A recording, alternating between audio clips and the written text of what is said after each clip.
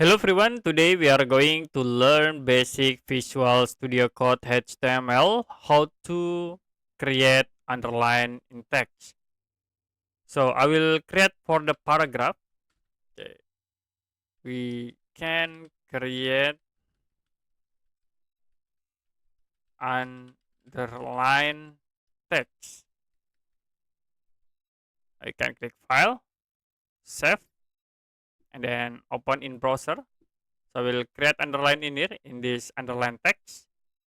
You can use the underline text. You can type U and press enter, and then move the text objects inside the underline tag.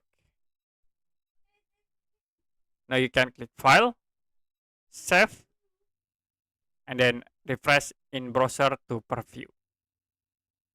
So that's it for basic Visual Studio Code HTML, how to underline text.